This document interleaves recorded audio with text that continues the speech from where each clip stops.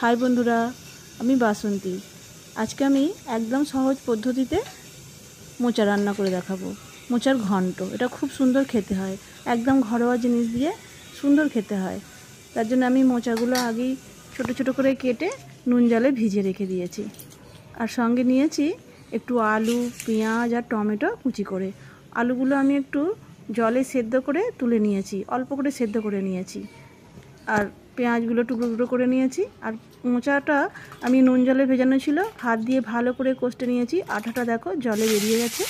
তো প্রথমে আমি কড়াই পেঁয়াজটা ভাজতে দিয়েছি, এটা আমি সরষের তেল দিয়েছি। আর এদিকে মোচাটা আমি ধুয়ে পরিষ্কার করে রেখেছি, আঠার জলটা ফেলে দিয়েছি ভালো জল দিয়ে ধুয়ে।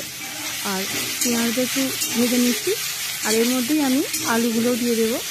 আলুগুলো দিয়ে একটু ভালো করে ভেজে নেব, সঙ্গে নুনটাও দিয়ে দেবো যাতে তাড়াতাড়ি আলুগুলো সেদ্ধ হয়ে যায়, পেঁয়াজটাও নরম হয়ে যায়।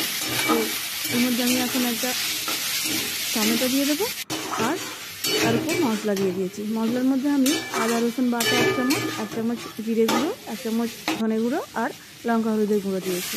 দিয়ে মশলাটা ভালো করে কষে নিয়েছি। একটু সময় নিয়ে গ্যাসটা কমিয়ে দিয়ে তার মধ্যে আমি মোচাটা দিয়ে দিয়েছি, ধুয়ে রাখা মোচাটা দিয়েও আমি মশলার সাথে বেশ ভালো করে একটু কষে নিচ্ছি, যাতে মশলার গন্ধ কোনো রকম না থাকে। ভালো করে কষে নিয়ে তার মধ্যে আমি অল্প ছোলা ভিজানো দিয়ে দিয়েছি। দিয়ে সব কিছু কষার পরে আমি জল দিয়েছি। আর মোচাতে অল্প একটু মিষ্টি না দিলে ভালো লাগবে না, তাই আমি অল্প একটু গুড় দিয়ে দিয়েছি। আর একদম চাপা দিয়ে 10 মিনিটের জন্য রেখে দিয়েছি। 10 মিনিট পরে এটা সব রকম বেশ ভালো রকম সেদ্ধ হয়ে গেছে।